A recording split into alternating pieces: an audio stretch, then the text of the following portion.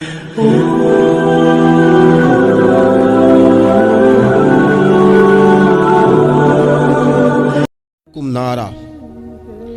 ऐ ईमान वालों, खुद भी दोज़ख से बचो और अपने घर वालों को भी दोज़ख की आग से बचाओ। ऐसे असबाब अपने बच्चों को सिखाओ कि कहीं वो जहन्नुम के रास्ते पर न पड़ जाएं। उन सारी राहों का उन्हें तयन करके दो जो जन्नत की तरफ जाती हैं। उनकी जो अखलाकी ज़िंदगी है, उनके किरदार व अमल का जो हुस्न है, उसके लिए तुम अपने बच्चों की तरबियत करो। हमारे यहाँ अगर पहली बात तो ये है कि हम बच्चों को बार बार इसी बात की तरफ गामजन करते हैं और मिसालें भी देते हैं, तो इस तरह की देते हैं कि फ़लाने का बेटा देखो कितने पैसे कमा रहा है, फ़लाँ का बेटा देखो कितने बड़े ओहदे पर फायज़ हो गया है, और फ़लाँ का बच्चा देखो कितना शोहरत पा गया है। तो पहले तो मिसालें ही दुनियादारी की। और अगर दीन के लिए हम कायल करना भी चाहते हैं तो कुछ मिसालें सुनाकर, कुछ बातें बताकर, कुछ तकरीर सुनाकर। तो याद रखिएगा, तकरीरें घर से बाहर चलती हैं, घर के अंदर अमल चलता है। बच्चों की दीनी और रूहानी तरबियत करने के लिए सबसे पहले माँ बाप को दीनी और रूहानी ज़िंदगी गुजारनी पड़ेगी। बच्चे जिस तरह बाप को वक्त पर ड्यूटी पे जाता हुआ देखते हैं, उन्हें अपने बाप को वक्त पर उठ के नमाज पढ़ता भी देखना पड़ेगा।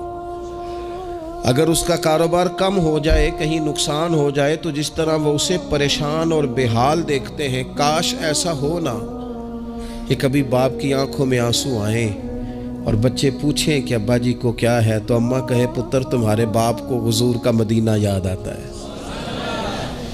ये चीज़ें रूहानी ज़िंदगी जब हम गुजारेंगे तो बड़ी जल्दी हमारे बच्चों के अंदर ये चीज़ें पैदा होंगी।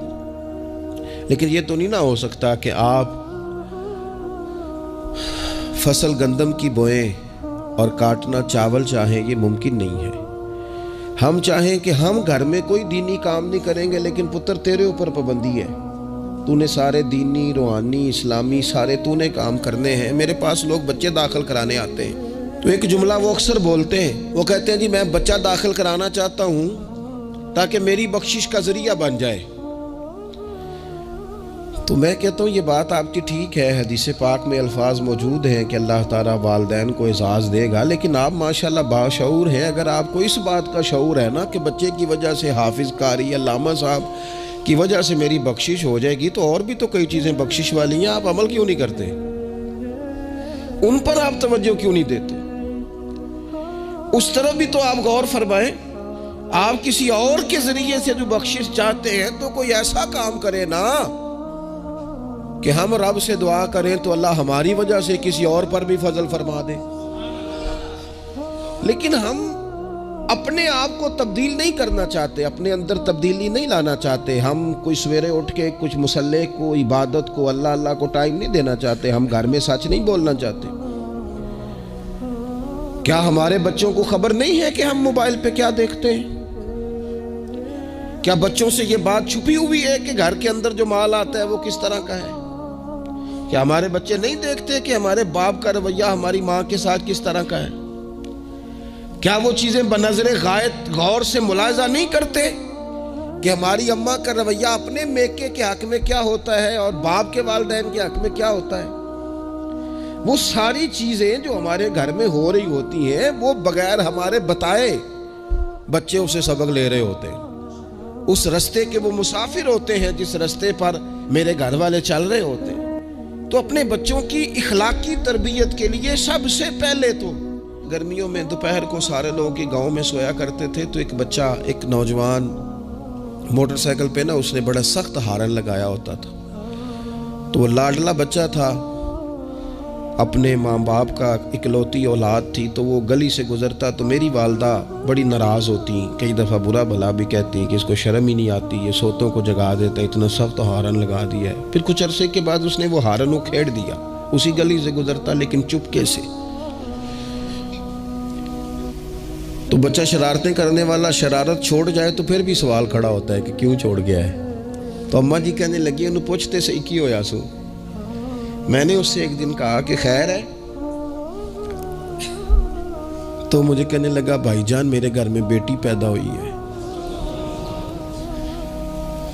تو میری والدہ نے مینوں تھبکی دے کے کہ پتر ہے ہارن لا چھڑ تیاں دے پیو انج دے کام نہیں کردے۔ میں اب صاحب اولاد ہوں، تو اگر میرا کردار اس طرح کا ہوگا تو پھر لہجہ کیا ہوگا؟ میں نے چھوڑ دیے سارے کام، چونکہ میرے گھر میں بیٹی آ گئی ہے، اور میری ماں نے مجھے کہا ہے کہ بیٹیوں کے باپ کا یہ لہجہ نہیں ہوتا، ان کے انداز بڑے شستہ بڑے صاف ہوتے ہیں، چونکہ گھر میں بیٹی نے آنکھ کھولنی ہے، اس نے وہ رنگ دیکھنا ہے۔ میں ایک دوسری بات بھی آپ کو عرض کرتا ہوں، میں کھانا کھا رہا تھا، گھر کے اندر بیٹھا تھا، تو میری گھر والی مجھ سے کہنے لگی کہ باہر بچہ بڑا بلک بلک کے رو رہا ہے مدرسے کا۔ میں نے کہا جلدی سے بلاؤ۔ وہ بچہ اندر آیا تو وہ کانپ رہا تھا، اور اس کی حالت اس طرح کی تھی کہ شاید تھوڑی دیر میں گر جائے۔ تو مجھے تو کھانا بھول گیا، میں نے کہا پتر خیر ہے، کیا ہوا کیا ہے؟ تو بولے تو اس سے بات نہ ہو سکے، ہانپتے کانپتے تڑپتے ٹوٹتے جملے۔ میں نے کہا بیٹے کیا بات ہے، چھوٹا سا بچہ ہے۔ کہنے لگا میں نے گھر ٹیلی فون کیا تھا، میرے ابا جی پھر میری اماں سے لڑ رہے ہیں۔ حضرت صاحب جب وہ لڑتے ہیں تو ہم چار پائیوں کے نیچے چھپ جاتے ہیں، خوف آتا ہے، میری بہنیں روتی ہیں، ہمیں کسی چیز سے اتنا ڈر نہیں آتا، کیونکہ ہمارا والد پھر ہماری اماں کو مارتا ہے، خوف آتا ہے۔ آج گھر میں نا پھر ابا جی اماں کو پیٹ رہے ہیں، میں نے فون کیا تھا تو بہنیں رو رہی ہیں، آپ دعا کر دیں ہمارے گھر میں سکون ہو جائے۔ ہم تو اپنے بچوں کی آنکھوں میں آنسو نہیں دیکھ سکتے، پر یہ کس نے رلایا ہمارے بچوں کو؟ ماں باپ نے مل کے؟ کس نے تباہی کی؟ ان کے خیالات کیوں بکھر گئے؟ اتنا خوف کس چیز نے طاری کیا؟ یہ سکون کس نے چھینا؟ میں نے پھر ان کے والد کو بلایا، گزارش کی، اور مجھے امید ہے کہ وہ میری بات بھی سمجھ گئے ہوں گے۔ میں نے ان کو وہ سارے حالات سے آگاہ کیا کہ آپ کے بچوں کی نفسیات کہاں تک جا رہی ہے، پر میری آپ اس واقعے کے بعد میں سمجھا کہ شاید یہ ایک گھر کا مسئلہ تو نہیں ہوگا، جانے کتنے گھروں میں یوں ہوتا ہوگا، کتنے بچے خوف کی زندگی گزارتے ہوں گے، اللہ جانے اب کیا ہونے لگا ہے۔ تو اپنے بچوں کی اخلاقی تربیت کے لیے، اخلاقی بڑا پیار کرتا ہے باپ اپنے بچے سے، میں صحیح بتاتا ہوں، آپ بڑا پیار کرتی ہے ماں اپنے بچے سے، لیکن یاد رکھنا اس پیار میں کہیں وہ اخلاقی حدود کو کراس نہ کر جائے۔ یہ دیکھ لینا کہیں آپ کے لاڈ پیار میں کوئی ناجائز بات اس کے منہ سے نکلے کسی کے بارے میں، اور آپ اسے قبول کر کے کہیں اسے تباہ نہ کر دیں۔ باپ میں نے دیکھا ہے یہ کام کرتے ہیں کہ بچے نے اگر کبھی کوئی تحفہ مانگ لیا ہے اور موقع آ گیا ہے تحفہ دینے کا، تو باپ اوور ٹائم بھی لگاتا ہے۔ والد کہتا ہے اپنی فیکٹری کے مالک سے کہ میں تھوڑے تھوڑے کٹوا دوں گا، پر مجھے بچوں کے لیے گفٹ خریدنا ہے، ان کے کپڑے بنوانے ہیں، بڑی جان جوکھوں میں ڈالتا ہے، اور وہ کہتا ہے کہ میں اپنے بچوں کو مایوس نہیں دیکھنا چاہتا، میں اعلیٰ سے اعلیٰ چیز بھی لاؤں گا۔ پر آپ کو پتہ ہے اللہ کے پیارے رسول علیہ السلام نے فرمایا کسی باپ کا اپنے بیٹے کے لیے، اپنی بیٹی کے لیے سب سے بہترین تحفہ یہ ہے کہ وہ اپنے بچوں کو اچھا ادب سکھا دے۔ یہ سونا تحفہ دیا ہے باپ نے کہ اس بچے کو اس نے اچھی تربیت سے روشناس کرا۔ یہ خوبصورت تحفہ سونا، ایک کمال کر دی والد نے کہ اس نے اپنے بچے کے آداب زندگی میں ایک اچھے ادب کا اضافہ کیا۔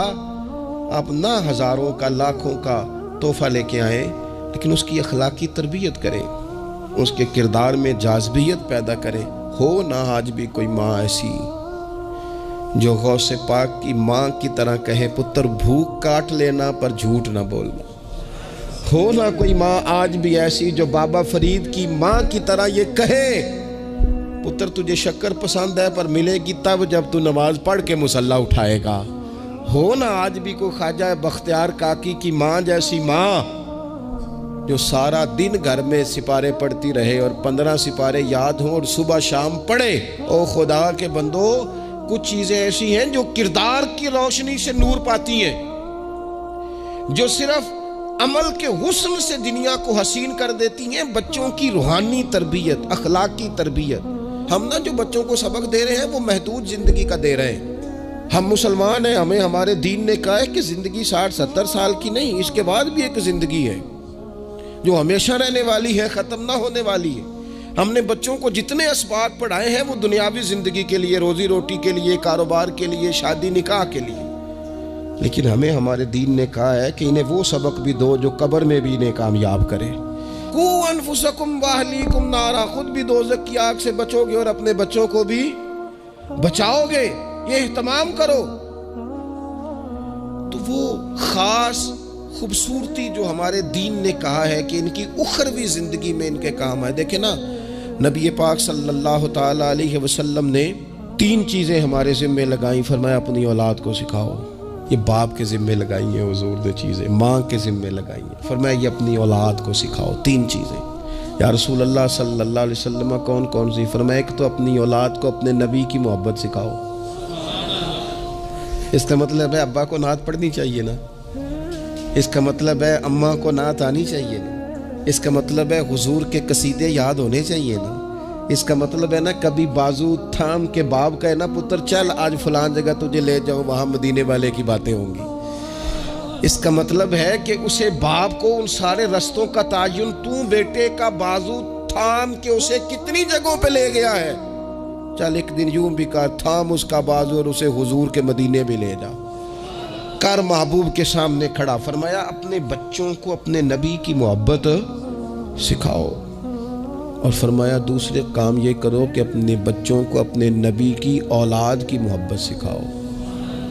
سکھائی حضرت عمر نے جناب عبداللہ ابن عمر کو محبت, تو پھر انہوں نے محبت کی.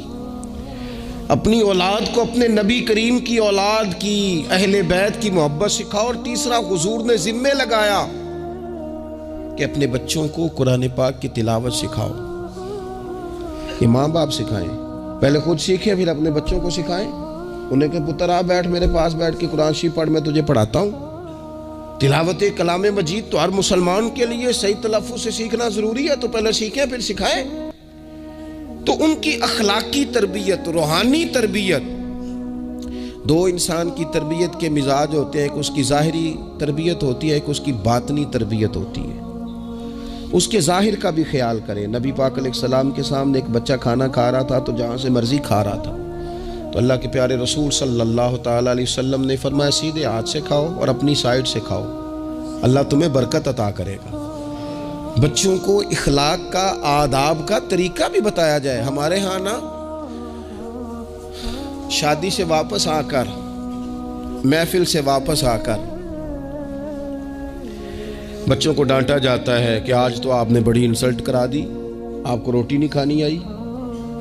تو بھئی یہ بچوں کو آپ ڈانٹے نہیں, یہ تو آپ کو چاہیے تھا کہ اس سے پہلے سکھایا جاتا کہ کھانا کیسے ہے, بیٹھنا کیسے ہے, جانا کیسے ہے, کسی سے سلام کلام کیسے کرنا ہے. یہ ڈانٹنے کی بات ہے؟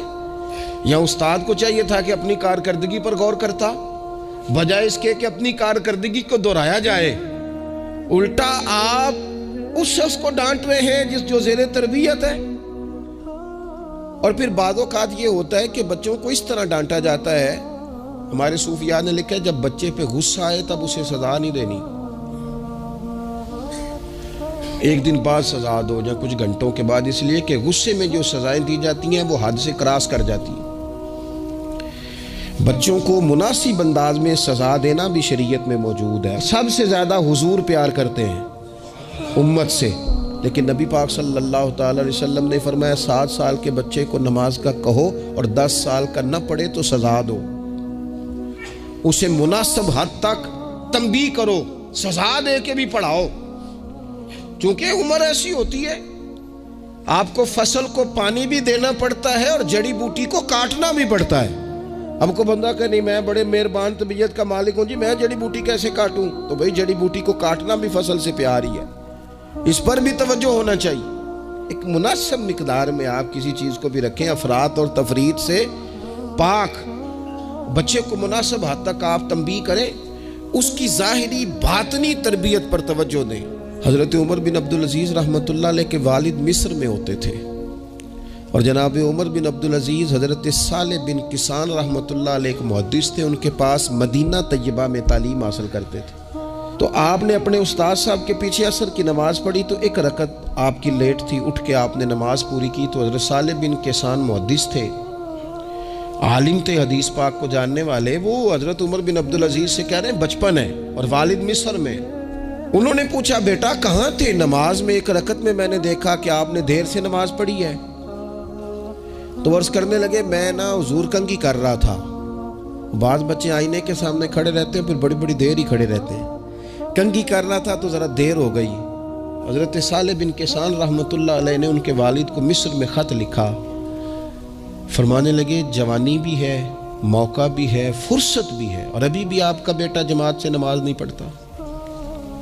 مصر میں خط گیا، آج جب میں نے پوچھا ہے تو اس نے کہا میں کنگھی کر رہا تھا۔ اتنے معمولی سے کام کے لیے اس نے تکبیر اولیٰ چھوڑ دی۔ اب وہاں مصر میں بیٹھے والد نے یہ نہیں کہا کہ مولوی صاحب آہستہ آہستہ ٹھیک ہو جائے گا، آپ کو کیا ہو گیا ہے، کوئی بات ہے کرنے والی؟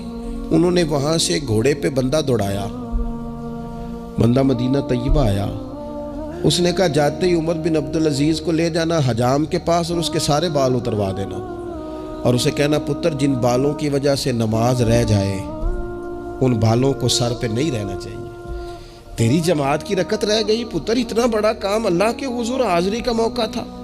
پھر اس کا ریزلٹ کیا نکلا؟ حضرت عمر بن عبدالعزیز بادشاہ بنے، 39 سال عمر میں انہوں نے پوری امت کو خیر سے بھر دیا۔ حشام بن عبد الملک کے بھی 11 بیٹے تھے، جناب عمر بن عبدالعزیز کے بھی 11 بیٹے تھے۔ حشام جب دنیا سے گیا تو ہر بیٹے کو 10 لاکھ دینار آئے، اور جناب عمر بن عبدالعزیز جب دنیا سے گئے تو 11 بیٹے تھے اور 6 دینار تھے، اور جاتی دفعہ کہنے لگے پتر اپنے باپ پہ شکوہ نہ کرنا، تمہارا باپ بزدل تھا، 2 رستے تھے، یا تو میں اپنے لیے جہنم کٹھی کرتا اور تمہارے لیے جائیداد بناتا، لیکن میں بزدل تھا، دوزخ سے ڈر گیا، میں جائیداد نہیں بنا سکا، اپنے باپ کو معاف کر دینا۔ تو بچے کہنے لگے ابا جی ہم جس گلی سے گزرتے ہیں لوگ اٹھ کے کھڑے ہو جاتے ہیں کہ نیک باپ کی اولاد جا رہی ہے، اچھے باپ کے بچے جا رہے ہیں، ہمیں کوئی ضرورت نہیں جائیدادوں کی۔ وہ شخص جو یہ بیان کرتا ہے نا کہ 6 دینار چھوڑ گئے تھے، وہ کچھ کفن دفن پہ لگ گئے، کچھ اور کسی کام لگ گئے، 6 دینار کل بچے بچوں کے پاس، 11 بیٹوں کے پاس، لیکن وہ شخص کہتا ہے وہ جو 10 لاکھ دینار حشام بن عبد الملک کے بچوں کو آئے تھے، وہ مسجدوں کے سامنے بھیک مانگا کرتے تھے، چونکہ جب بچوں کو بنا اس طرح کا دیا گیا کہ کھانے میں پینے میں موج میں اڑا دیا مال، اور یہ جو 6 دینار 11 بیٹوں کو دے کے گیا، رب نے اتنی برکت دی کہ ایک ایک بیٹا ایک ایک وقت میں 100 گھوڑے مال کے بھرے ہوئے رب کے رستے میں خیرات فرمایا کرتے۔ اصل دولت اولاد ہے، اصل دولت اس کا اخلاق ہے، اصل دولت اولاد کی اخلاقی تربیت ہے۔ ایسا نہ ہو کہ مال کمانے کے چکر میں اصل دولت سے ہاتھ دھو بیٹھے، ایسا نہ ہو کہ بینک پیسوں سے بھر جائے اور ہماری اولاد ہاتھوں سے نکل جائے، ایسا نہ ہو کہ ہم نے یاروں کو ٹائم دے دے کے تو بڑی دور نکل گئے ہم، لیکن ہمارے بچے کے ذہن میں چند سوالات تھے، ہم انہیں مطمئن نہیں کر سکے، ہم نے نوکروں کے ذمہ ڈال دیا، فلانے کے ذمہ ڈال دیا، چچا کے ذمہ ڈال دیا، وقت نہیں دیا، ٹائم نہیں دیا۔ کائنات میں سب سے مصروف زندگی رسول کریم کی ہے، پر حضور تو انہیں کندھوں پر بھی بٹھایا کرتے تھے، نماز میں بھی بچے ساتھ آ جاتے تھے اپنی، اور پھر بچوں کو احساس دلائیں کہ سب انسان برابر ہیں، انہیں تقوی کا درس دیں۔ ہم نے ناراض نہیں ہونا، امیروں کے بچوں کو یہ سبق دیا جاتا ہے کہ تہاڈا سٹیٹس نہیں ہے تسی فلانے نال کھیڈن ڈیس ہو۔ حضرت عمر کے زمانے میں ایک گورنر کے بیٹے نے ایک غریب کے بیٹے کو مارا تھا، تو حضرت عمر نے گورنر صاحب کو معزول کر کے اونٹ چرانے پہ لگا دیا۔ لوگوں نے کہا ابے کا کیا قصور ہے؟ فرمانے لگے اس کا بھی تو قصور ہے نا، اسی نے تو اسے بتایا کہ تو گورنر کا پتر ہے، اگر وہ بتاتا کہ بیٹا قانون سب کے لیے ایک جیسا ہے تو یہ کام نہ ہوتا، چھوڑ دو، کمی اور چودھری کی تقسیم تمہاری اولادیں بچ جائیں گی، چھوڑ دو امیر اور غریب کا فرق، بچے متقی اور پرہیزگار ہو جائیں گے، چھوڑ دو یہ سٹیٹس کا دھندا، تمہاری اولاد کے دل سے کبر اور تکبر نکل جائے گا۔ محبوب نے یہ فرق مٹا کے ہمیں بتایا ہے کہ اخلاق حسن ہے، کردار معیار ہے۔ تمہارے اندر اگر تقوی کی دولت آتی ہے تو یہ اصل اعزاز ہے۔ خوش قسمت ہے وہ باپ جس کو کوئی آ کے کہے کہ تیرے بیٹے کو نماز پڑھتے دیکھا ہے۔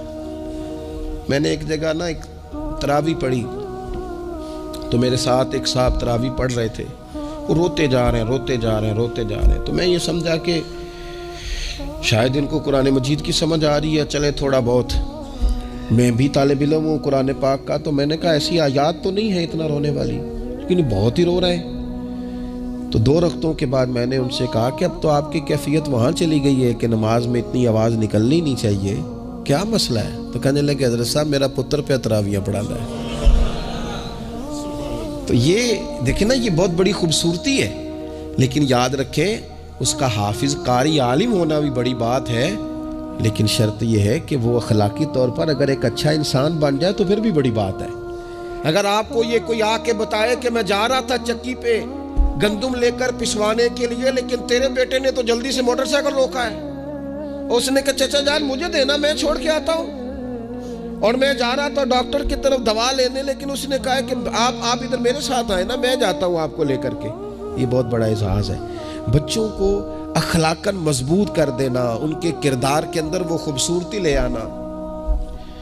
میں بڑے درد سے آپ سے عرض کروں، ہم اپنی اولاد کی تکلیف نہیں دے سکتے، دیکھی نہیں جاتی، کیسے دیکھیں گے؟ تو مجھے بتاؤ، کیا خدا نخواستہ اللہ تعالیٰ سب کو محفوظ کرے، قیامت میں اگر اولاد کو عذاب ہوگا تو دیکھا جا سکے گا؟ اور اگر نہیں دیکھ سکتے تو پھر خدا را کبھی بھی انہیں رزق حرام نہ کھلانا، تھوڑی روٹی لیکن حلال، تھوڑا مال مگر جائز، سادہ سواری مگر جائز پیسوں۔ میرے نبی پاک صلی اللہ علیہ وسلم نے فرمایا جو گوشت حرام سے پلے گا وہ جنت میں نہیں جائے گا۔ اپنے بچوں کے لیے رزق حلال کا بندوبست کریں، جس طرح ڈھونڈ کے لاتے ہو نا بچوں کے لیے اچھا گوشت، ڈھونڈ کے لاتے ہو نا بچوں کے لیے وہ غذا جس میں ملاوٹ نہ ہو، ڈھونڈ کے لاتے ہو نا بچوں کے لیے وہ والا کھانا جو غیر معیاری نہ ہو، معیاری ہو، ڈھونڈ کے لاتے ہو نا خالص چیزیں اپنے بچوں کے لیے، اسی طرح ان کے لیے طیب اور طاہر رزق بھی لے کے آؤ، تاکہ ان کے اندر روحانیت پیدا ہو، تاکہ تقوی کی روشنی دوڑے۔ امام حسن رضی اللہ تعالیٰ عنہ مسجد نبوی شریف میں تشریف لائے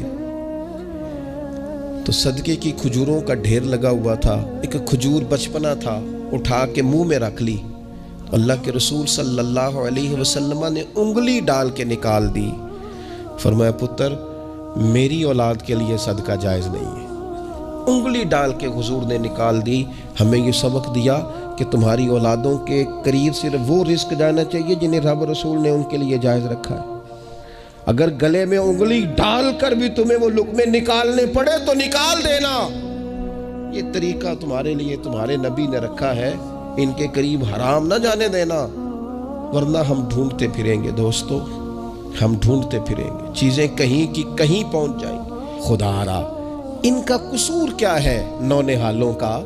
یہ تو ہماری گود میں پلتے ہیں، کیوں ہم انہیں وہ والا مال لا کے دیتے ہیں جو ان کے لیے جائز نہیں؟ کیوں ایسی چیزیں انہیں فراہم کرتے ہیں کہ ان بیچارے بھولوں کو پتہ ہی نہیں ابا کیا کچھ لے آیا؟ طیب، حلال، پاکیزہ، صاف ستھرا، معیاری ان کے لیے غذا کا بندوبست کریں۔ اور ان کے لیے ایک بات اور آپ کو آخر میں عرض کرنی ہے، یہ آپ نے نا میری منت سمجھنی ہے۔ اس طرح بچوں کو نسخے بتاتے ہیں نا کمائی کرنے کے، اس طرح انہیں ہنٹس دیتے ہیں نا دنیا میں چھا جانے کے، اس طرح آپ اپنے بچوں کو وظیفے بتائیں، انہیں اذکار کی فضیلت والد صاحب بتائیں۔ کیوں؟ کہ یہ میرے نبی پاک کا طریقہ ہے صلی اللہ تعالی۔ دیکھو نا حضور کے دروازے سے سب کو سب کچھ ملتا ہے نا، اور صحابہ کہتے ہیں جو چیز نہیں سنی نا کبھی وہ لفظ نہیں ہے، یہ لا نہیں ہے، یہ سنا ہی نہیں کبھی، لیکن نبی پاک صلی اللہ تعالیٰ علیہ وآلہ وسلم نا سحری کے وقت سیدہ فاطمہ آرام فرماتی سحری کے وقت، تو حضور نے ہماری تعلیم کے لیے، ہمیں سمجھانے کے لیے بیٹی کو پاؤں سے پکڑ کر اٹھایا، فرمایا فاطمہ اٹھو، یہ تو رب سے رزق مانگنے کا وقت ہے، اٹھو، طلوع فجر سے طلوع صادق تک اللہ تعالیٰ رزق تقسیم کرتا ہے، اٹھو مصلے کو آباد کرو۔